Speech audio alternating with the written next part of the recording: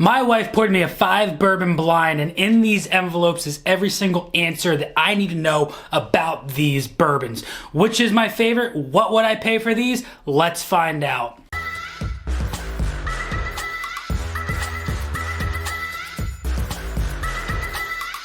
What is going on, everybody? Nathan here with the Everyday Drinker, bringing you guys a brand new video. I cannot wait to get in today's video. We have a 5-bottle blind, and I have absolutely no idea what bottles of bourbons are in this at all. My wife grabbed 5 bottles that are sitting from behind me, poured them in these glasses, wrote down A, B, C, D, and E, and wrote down the corresponding bottles to letters in each and every one of these envelopes.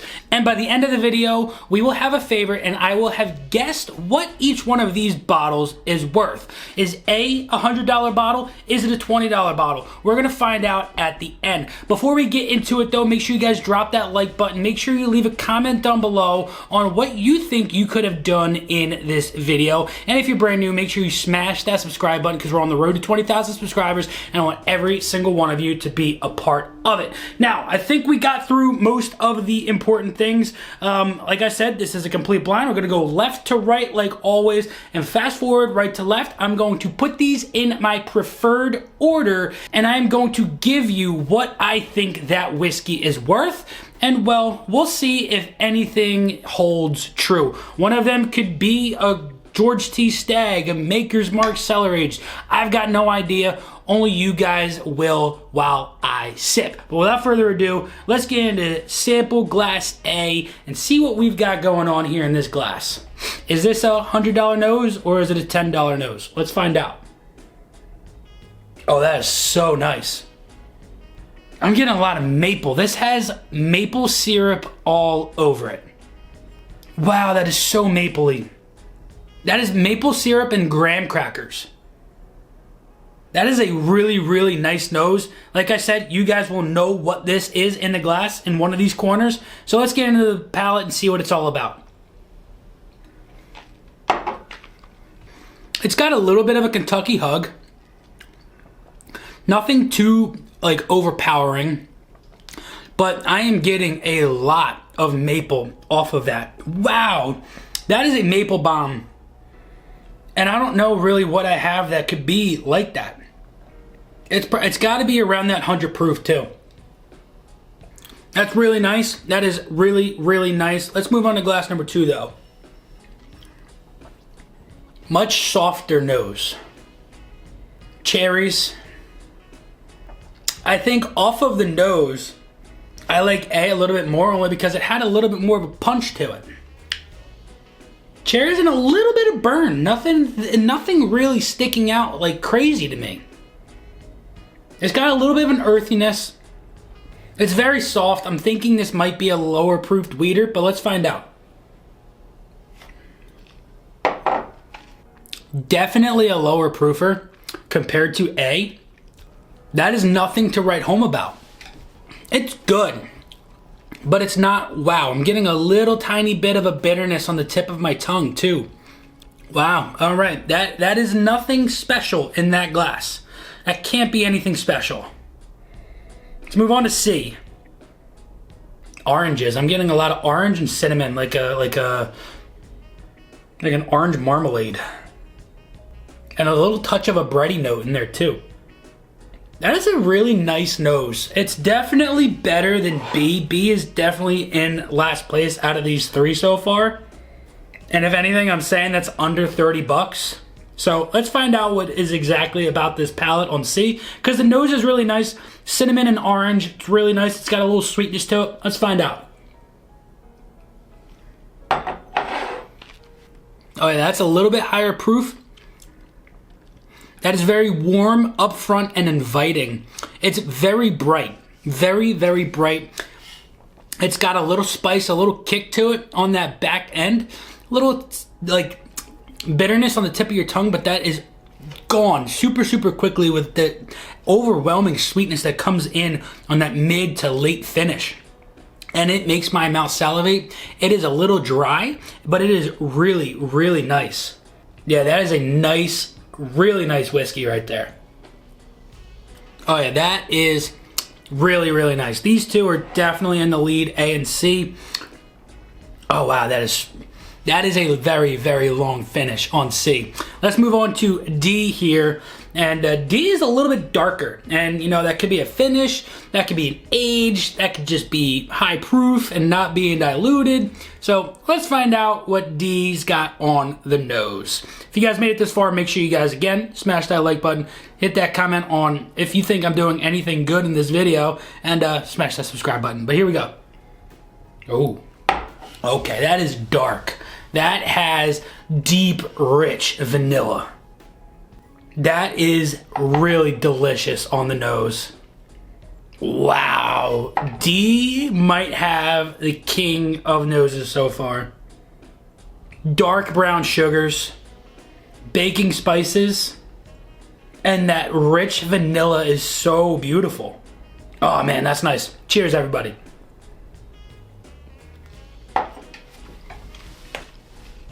It's overwhelmingly hot on the palate. It's so hot that off of the nose, you get so much off of the nose, but it doesn't, you don't get that on the palate because it's just overly proofed and super just a kick to your tongue. My tongue is numb right now from that. It's very oily, but the finish is just not, it's not it, Chief. That finish is not it. So I don't think it's any better than A or C. It might be better than B, but I don't know. Let's move on to E. Let's move on to E. All right, that is an interesting nose. It smells like it's a finished product. I'm getting those candied, sugared peach rings. And then a little touch of cardboard. I also, for some reason, the like circus peanuts, I don't know why that smell is coming into my memory on this specific nose, but whatever flavor those circus peanuts are, the orange ones, that's what I'm getting off of this. Let's get into palate. This might be the worst nose out of 5. I don't know. Let's find out. Oh, yeah, no. I don't like that. I don't like that. That is just like, it seems like it tried to just be more oaky than it should be. And it is just not good. That is, I don't want to say that it's not good because some people like it. For some reason, people like that flavor profile, and that is A-okay. But for me, E, the nose isn't there. It doesn't have a lot of sweetness and a lot of fruitiness coming off of it. It doesn't have any baking spices. There's a lot of weird, like, trying to be candies coming off of this. And they're just not mending and melding and welding and melting and morphing together properly. E is definitely last place. E, I don't even need to go back into E. That is staying put where it's at. I think for 4th place, I think that D and B are going to be something along the lines of closer ones. So let's get into this. Let's fast forward so you guys don't get bored, and let's get to our rankings and our guesses on how much these are worth. Let's find out.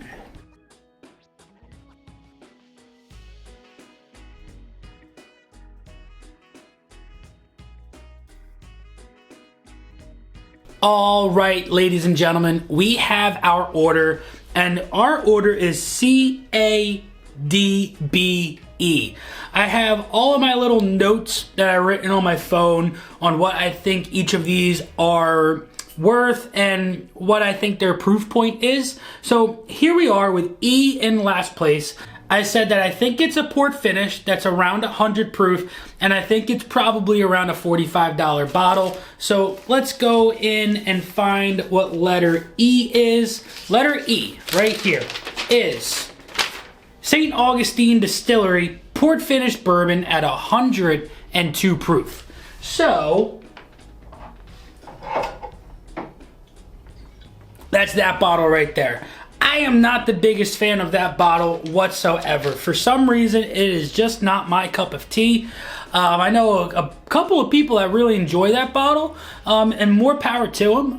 This is a bottle that, you know, I give to a couple of people to try when they come over, see if they like it, but hey, for me, it's not my bottle. Let's move on to letter B, came in 4th place. So B, I put that I think it's very light on the palate, it's probably around 90 proof, and that I would pay, that I think that it is worth around 35 bucks. So letter B is Evan Williams Single Barrel Vintage at 86.6 proof. So that again, it's around that 90 proof, and it's a $35 bottle. So I was pretty darn close. It was light on the palate. So hey, there it is. Evan Williams Single Barrel coming in 4th place. In 3rd place, we have letter D.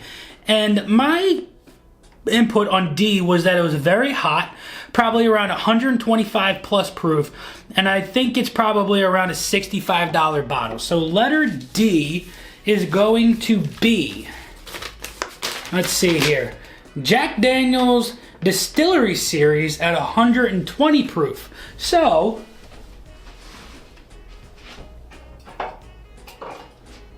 that's gonna be this bottle right here. That is the Jack Daniel's Distillery Series, 120 proof. This is straight Tennessee whiskey finished with toasted pecan wood chips. And that drank much hotter than I thought it did. I thought, even though it was like, I guess, at 125 proof, I thought it was probably one of my bottles that are pushing that 130 proof, might be over it.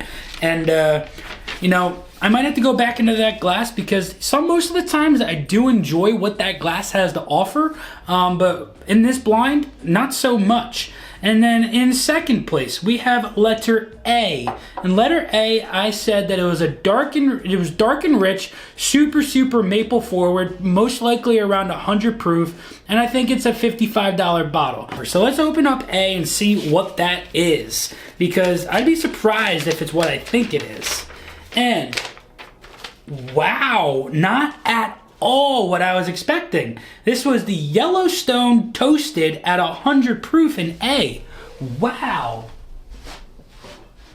That is really interesting. I wasn't thinking that was that whatsoever. But I said, what was my price guess on A? 55 bucks? Yeah, it's a $50 bottle, so we were super close on that price. Hey, right now we're looking pretty darn good. And let's get into letter C, which came in 1st place. And my notes on C where it was a spicy and warm, 120 plus proof. And I think it's probably the most expensive bottle out here, in my opinion. I said that I would pay probably around 70 bucks for this bottle. So let's open up C and see what this is. C is Stagg Jr. at 127.8 proof. And that is going to be the 23B. And I'll tell you right now, C was the best pour out of all of them. And for me to not say that it's a $100 pour, it goes to say what this bottle is. I mean, it's a $55, $60 bottle at retail. And that right there is darn good, delicious juice out of Buffalo Trace. Hope you guys enjoyed this one. Let me know in the comments below if you did. Smash that like button as well if you enjoyed it. But until next time, this has been Nathan with the Everyday Drinker. Cheers.